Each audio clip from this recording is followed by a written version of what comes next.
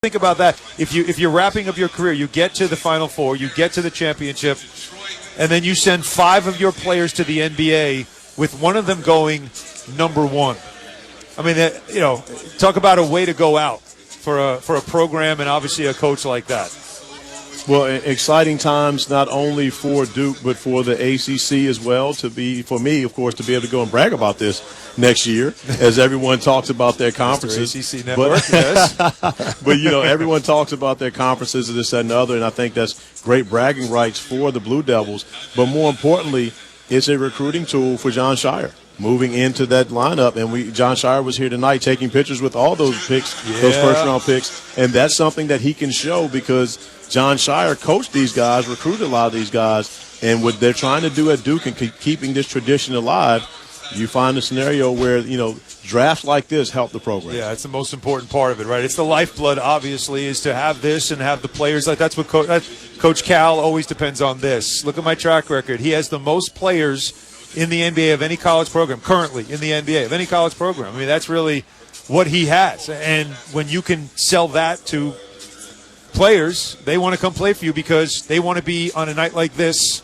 wearing a hat and talking to us. And I can tell you this, and PJ won't like this at all. But as a former college coach, I can tell you right now, putting guys in the NBA gets you more recruits than winning national championships. And that's the reality behind it. Because everyone comes to your school wanting to play in the NBA. Only one team wins a national championship each and every year. You buying that?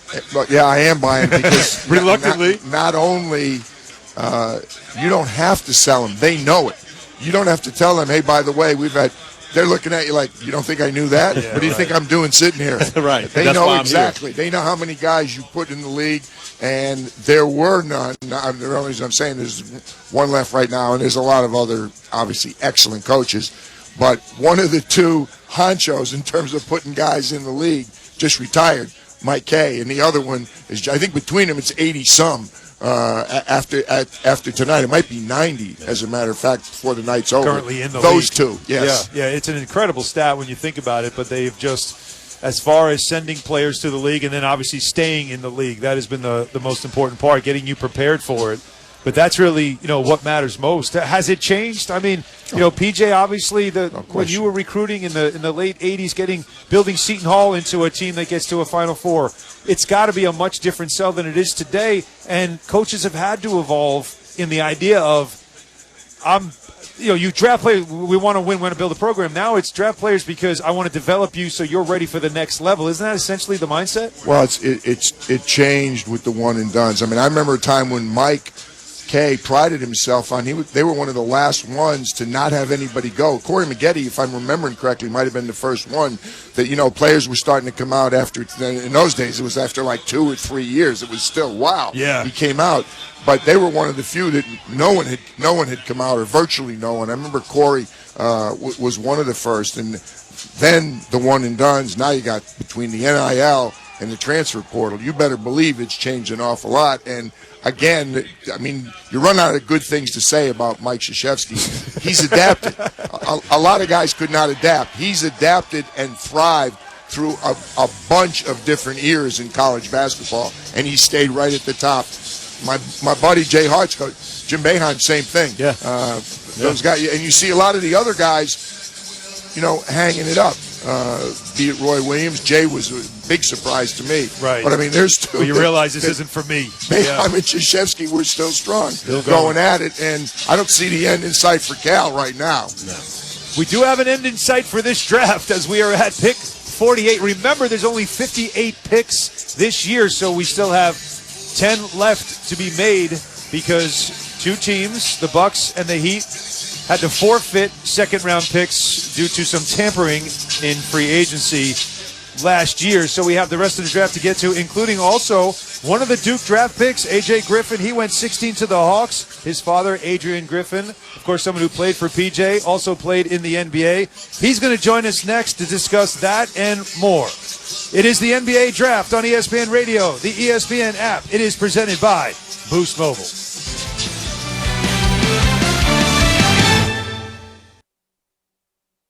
Mike Greenberg.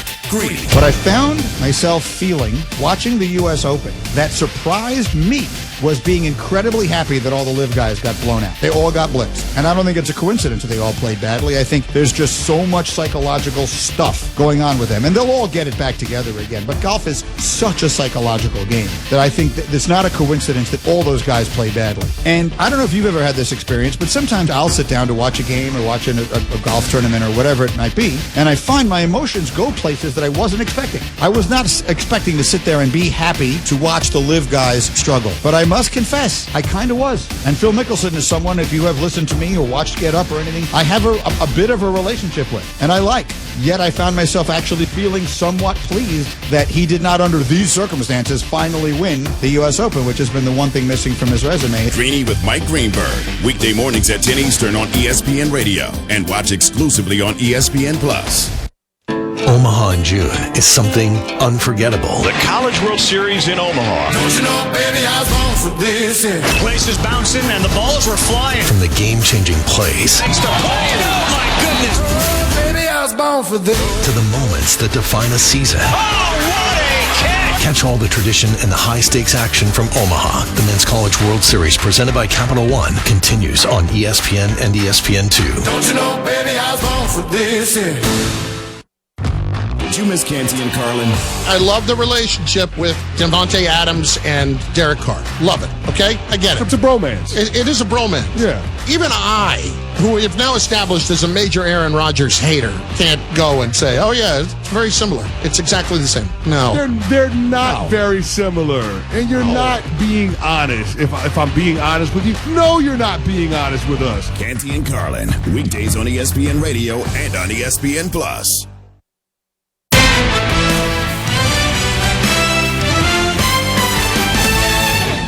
You're listening to the NBA Draft on ESPN Radio. Round 2 of the NBA Draft here at the Barclays Center. Right now, though, we pause 10 seconds for station identification. You're listening to the NBA Draft on ESPN Radio, the ESPN app, and it's presented by Boost Mobile.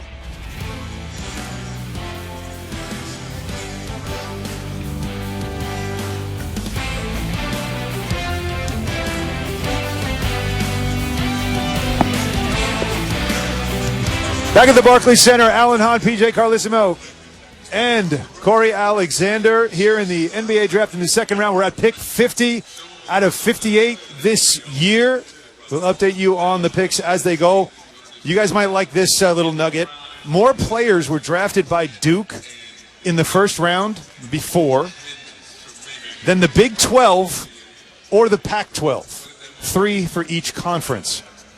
So the Duke program sending more players to the NBA than 2 major conferences, and one of them was A.J. Griffin, went 16 to the Atlanta Hawks. His father, Adrian Griffin, joins us right now on the phone. First and foremost, just as a dad, please answer this, just your emotions tonight.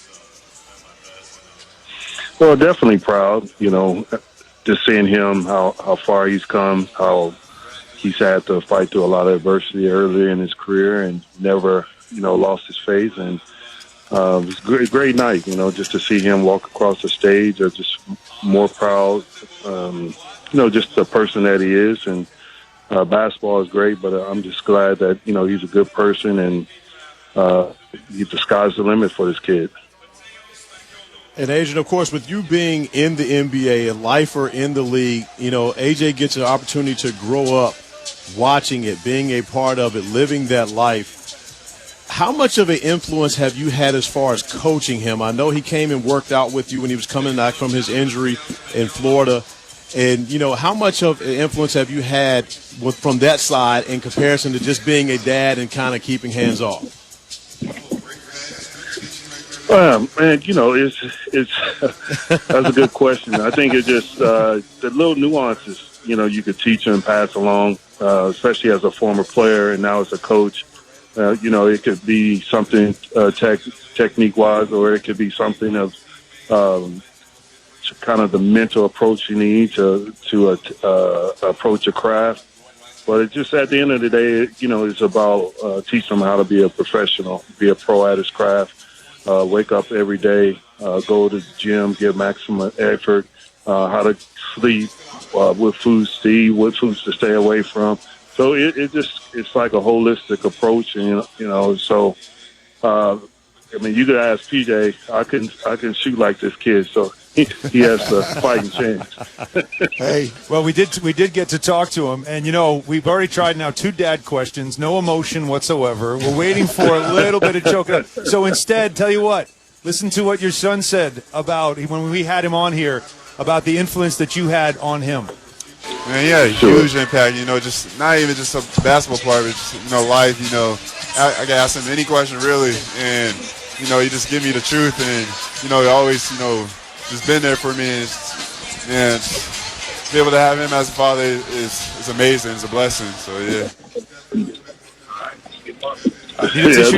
Now you're going to get me choked up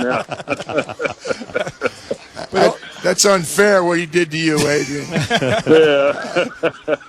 I got to say, this guy got my last NCAA team at Seton Hall that I was so lucky to coach. It's absolutely no surprise at all to see the way AJ has turned out, if you know what kind of person Adrian is. And now he's a candidate. I don't want to say finalist, but he's strong in the running at Utah, and he's done such a great job with the number of franchises and in Toronto right now. Adrian, it didn't occur to me, just now when Corey and Alan were asking him, how tough was it for you to be working and not be able to watch AJ all the time when he was playing games, when he was growing up, and you obviously realized how special a player he was?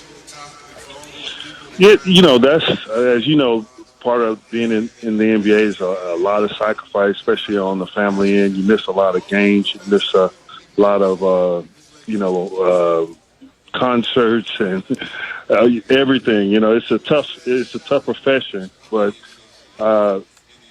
you always do what you can. If you can be there, I always tell the kids, if I could be there, I'll be there. I don't care if I was getting in at 5, 6 in the morning, or I would wake up or try to get there to one of their performances, and they were always understanding. And as they got into college, that was just being in Toronto, that was another challenge. But I had one kid at UConn, one at Syracuse, and AJ was in high school, so that was just an average family.